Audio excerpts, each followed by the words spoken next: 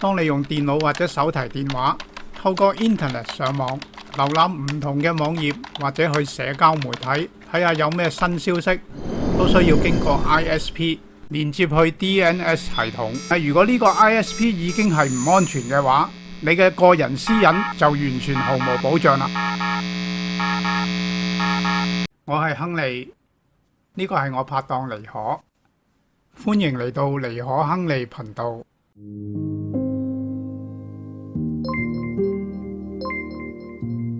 當你用電腦或者手提電話透過 Internet 上網，瀏覽唔同嘅網頁或者去社交媒體睇下有咩新消息，都需要經過 ISP， 中文叫互聯網供應商，連接去 DNS， 中文叫域名系統。喺呢個過程入面，粗略嚟講可以分開3個部分，就係電腦同埋手提電話、互聯網供應商、域名系統。每一個部分都會透過 cookies 或者係更高侵入性嘅數位指紋追蹤，將我哋嘅私人信息洩漏。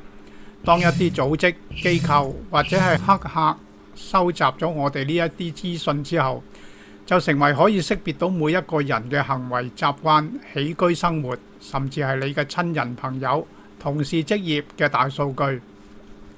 要100%保護我哋嘅私隱，除非我哋完全唔用電話或者電腦上網，如果唔係，幾乎係唔可能嘅。但係我哋都可以盡量做一啲保護措施，將我哋嘅私隱洩漏減到最低。由於私隱保護呢個範圍係好廣泛，所以分開唔同嘅影片去講解。今次先講用電腦或者手提電話上網嘅時候，必須要經過嘅 DNS。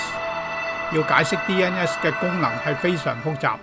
簡單嚟講，每一次經過電腦或者手提電話上網，我哋會輸入一個網址，經過我哋嘅互聯網供應商，再去到域名系統。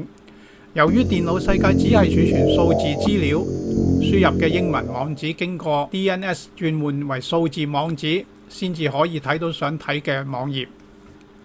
簡單嚟講，我哋可以將輸入嘅英文網址想像成為一個識講廣東話嘅人，同儲存網頁嘅數字網址想像成為一個講英文嘅人。溝通嘅時候，大家都唔明白對方講緊乜，呢個時候就要有一個人喺兩者之間做翻譯，令到兩者都能夠明白對方嘅説話。呢個做翻譯嘅人就係 DNS。如果你用緊一個唔安全、已經被控制或者係進行緊監聽活動嘅 DNS， 就睇得到你去過嘅每一個網站，同埋用過啲乜嘢應用程式，更有可能連接到假嘅網站，泄露咗你嘅真實 IP。網上帳戶嘅密碼，例如銀行，或者係被暗中安裝惡意軟件喺你部裝置入面，威脅你要俾贖金先至解鎖你嘅裝置。一啲 DNS 嘅供應商會將你上網嘅活動數據賣俾第三方，或者係利用呢一啲數據對你進行廣告宣傳。究竟要用邊一個 DNS 先至係安全呢？唔同嘅裝置入面又應該點樣設定？首先，我哋可以去呢一個 DNS 性能分析同埋比較網站，網址係 dnsperf.com。睇下唔同嘅 DNS 佢哋嘅性能。一般人用得最多嘅係 Google， 但係佢嘅排名喺33，唔係最好嘅。排名第一嘅 Sendico 係一間美國嘅公司，只係提供收費嘅商業服務。而我推薦俾大家用嘅係排名第2嘅免費 Cloudflare， 速度比起 Google 快4倍有多，安全同埋重視個人私隱。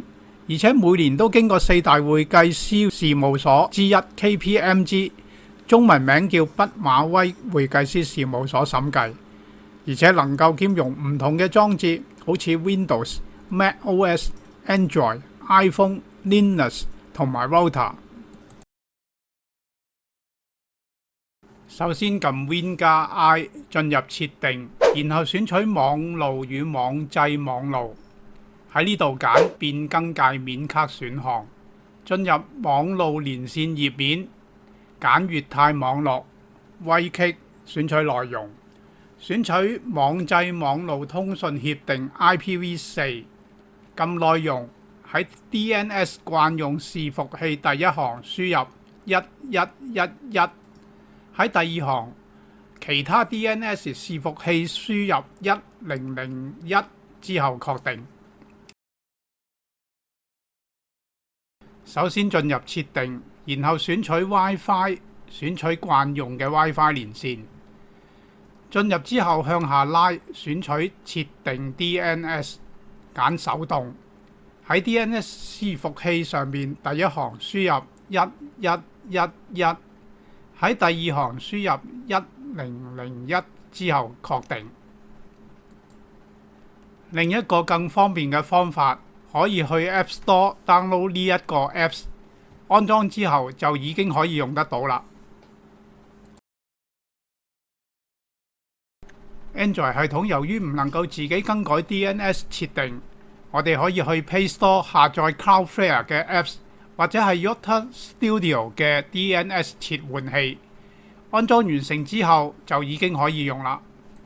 安裝完成之後，我哋可以去 DNS Leak Test 或者係 WHOER.net 嘅網站去測試一下，究竟我哋而家安裝咗呢個 DNS 或者修改咗呢個設定係咪已經成功？下次會講關於更具入侵性嘅數位指紋追蹤點樣影響我哋嘅私隱，有咩方法可以解決呢一個問題？今次講解嘅所有網站同埋 Apps 嘅連結都可以喺影片下邊資訊入邊揾得到嘅。如果你遇到問題，可以喺下面留言俾我。今日就同大家分享到呢一度，多謝大家，拜拜。